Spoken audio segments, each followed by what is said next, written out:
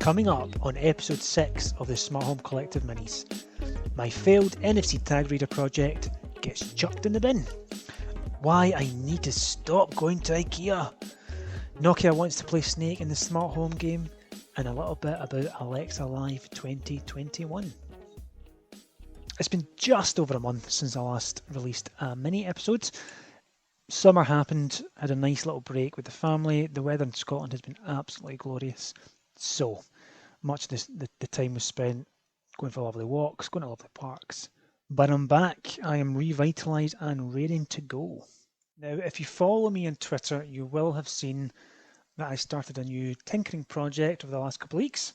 And I was building the NFC tag reader with the Home Assistant integration. So big shout out to the legend Andrea Dono for his NFC tag reader schematics, plans, etc, etc, etc. Now, I originally was going to go and just buy Andrea's pre-printed, pre-flashed one, but I like the idea of learning about the PN532 board. I've never had one, so I thought let's do it. Let's start from scratch and let's go down the tinkering route. So I ordered one. Like everything you order from AliExpress, it took weeks, got close to a month and a bit to arrive, but it arrived. I turned on Bearded Tinker's NFC tag reader build video, and I followed it step by step to a point that I couldn't get it to appear online within ESPHome. So 3 nights of soldering, desoldering, stripping back wires, new wires, DuPont cables, you name it, and I came to the conclusion that after reaching out to Andrea, I think that the board was pretty much fried. So that one went in the bin. I've ordered a new PN532 NFC board, this time actually from Amazon because I couldn't be arsed waiting for the AliExpress time. And it's due to arrive within coming days. So I'm hoping to get my tag reader jukebox up and running within the next week or two. But if you're interested, head over to Twitter, and I will be posting the updates there. NFC tag reader aside, do you ever find yourself buying smart home shinies for the hell of it? Well, that happened to me about a week and a bit ago. I went to IKEA, not for me, to pick up stuff generally for the house and for the daughter's bedroom. And as you do, you walk past the IKEA smart light section, and all this smart home shininess is calling out your name. Lee, I kept hearing it calling me. So, as you do, you have to answer the call. I went over, I grabbed a load of E27s, a load of GU10s, which are still sitting in the box because I don't need them. I bought the new shortcut one-click button. I bought the dimmer button, dimmer remote, none of which I've done anything with. It's now up in the loft in the boxes, but you had to have it. Lads, ladettes, I'm hoping I'm not alone here. The smart home addiction is a real thing.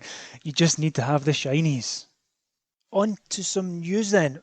So given the fact that it's been a month since episode 5 of the minis, I can't run through everything that I liked over that period. So given time-wise that I like to keep these short, I'm going to just cover 2 items.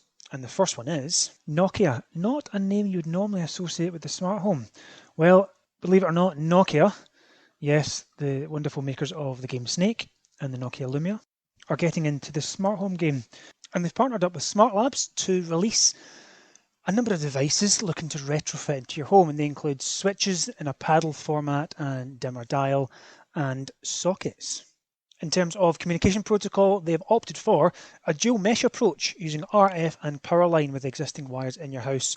So it's not Zigbee, it's not Wi-Fi, it's a dual mesh RF and power line. Interesting. And the whole spiel on the website and the press release that I've been reading is very much, don't worry, if the Wi-Fi goes down, you've still got connectivity. Funnily enough, there's no mention of Matter now. I don't want to get stuck in the Matter bandwagon, but you would think, given this late stage we are in the life cycle, and with all the focus and hullabaloo around Matter, they would mention it. Nope. And who would have thought you need to buy the Nokia Hub? When will these companies learn? In terms of availability, in the US you can now pre-order them from nokia.smartlabsinc.com. The price range goes from about $39.99 to $59.99 per device. They look very clean, very minimalistic, and apparently they've won 2 awards already. They've not even been released. and they've won 2 design awards. So they might be absolutely shit, but they've won 2 design awards. And the second news item, and I hope you've all got your Echo devices muted, Alexa 2021, which took place on the 21st of July. Alexa Live is very much a developer-focused conference with new features that they kind of open up to developers to then pass them on to us. And there were loads of features and new releases this time round, so I'm going to cover 1, 2, 3, let's go for 4. I'm going to cover 4 items that stood out to me.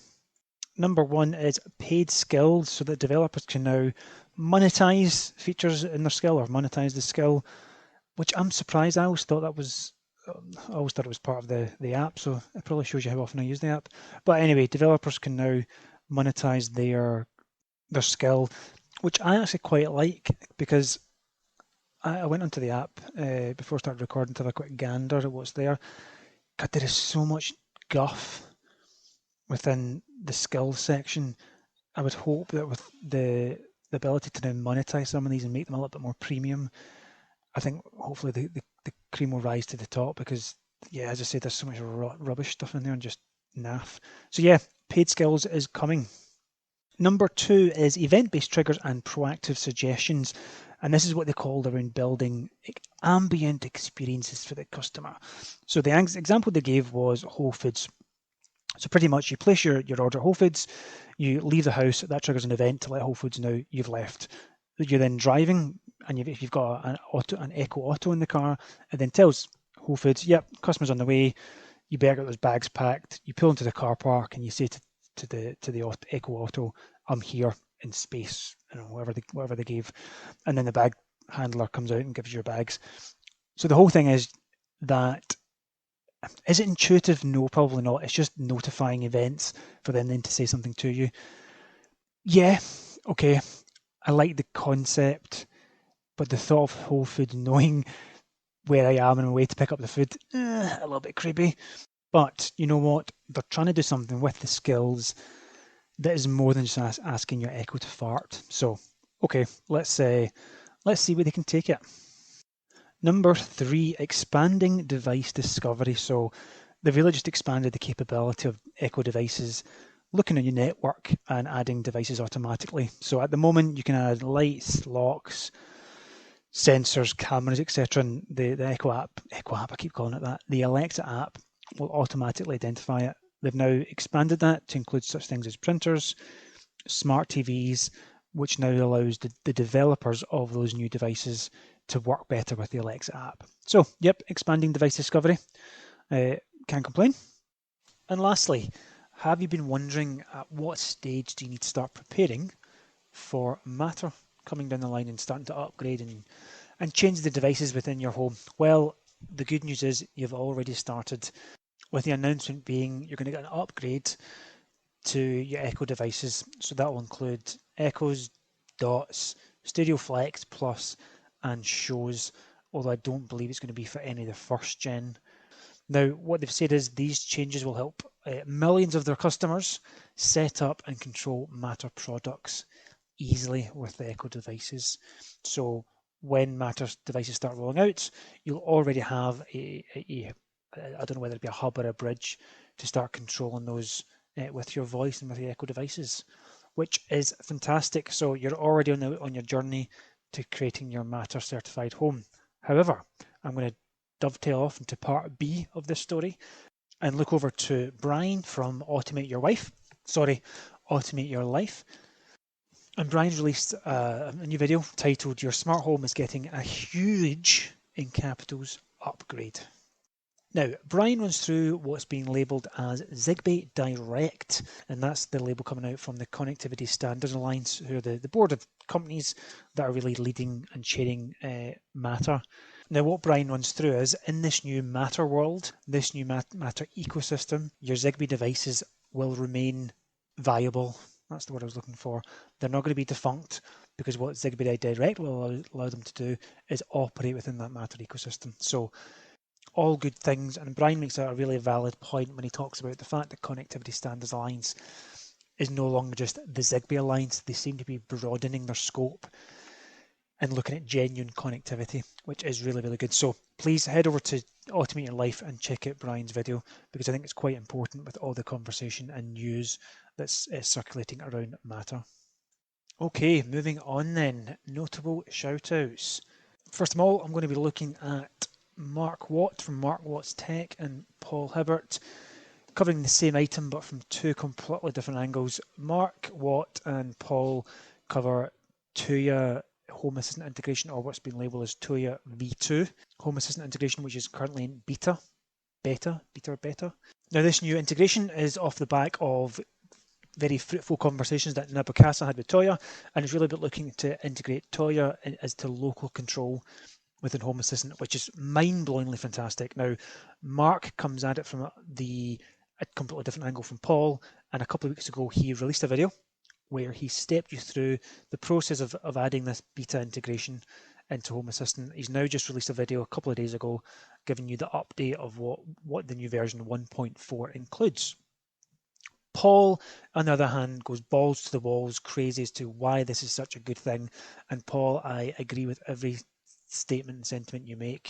So if you want to know more about the Toya V2 local control integration as part of Home Assistant, I would recommend checking both videos or both channels, and that way you'll get the full picture. Next notable shout out goes to Eric Wellander. Now, Eric's released a video called This Wireless Tech Fixes Your Home.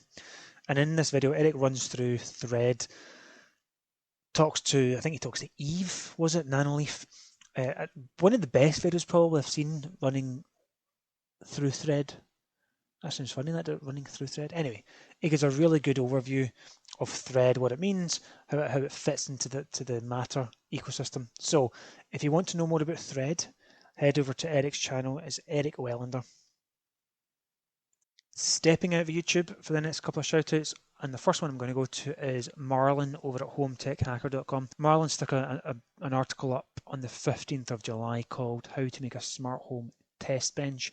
And this is something so far up my street, I don't know why I've never thought of it before. In the article, Marlon runs through how to set up as the title implies, a smart home test bench where he jerry rigs up some gang switches, some bulbs, and actually I think it's so clever.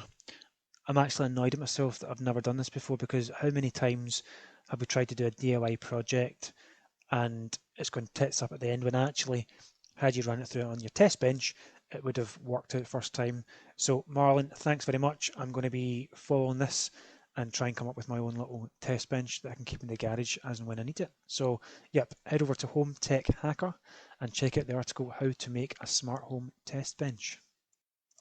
The next one is a very British smart home. Whoa, that sounds very, very, very posh. A very British smart home. Phil, who runs the site, has done a fantastic job at just pulling together what feels like a bit of a one-stop shop site. You get news, you get reviews, you get features. Really, really good. So head over to a very British smarthome.wordpress.com if you want a new website just to indulge your smart home fix. And head over to Twitter, and Phil is at, let me just get his name, it's Phil_S_UK. So yeah, Phil, great job, and I'm really, really enjoying just kind of browsing your website on a daily basis. And the last one is a podcast, and the podcast is called The Smart Designer, and it's run by Beck, and she's trying to merge interior design with smart tech, hence the name, The Smart Designer. Now, Beck runs a company called Modern Virtual Designs, where it's all about the kind of virtual headsets, visualizing a renovation or a house remodel before you actually do it, so you can visually see what your plan will look like. So the Smart Designer podcast is really Beck's journey into embracing smart tech into interior design, and it's really interesting. So if you want another podcast to listen to, head over to SoundCloud and search for The Smart Designer. And that's another episode in the bag. Lads and ladettes, thanks very much for I was going to say tuning in. I suppose it is in a way. Thanks very much for listening to this episode. I hope you enjoyed it. Now, if there's any topics or items you'd like me to discuss on the main show, or any guests you would like me to have a conversation with, then please drop me a note over on Twitter at the SH Collective, or via email lee@the Smart Home Collective. That's us. All the best and stay safe.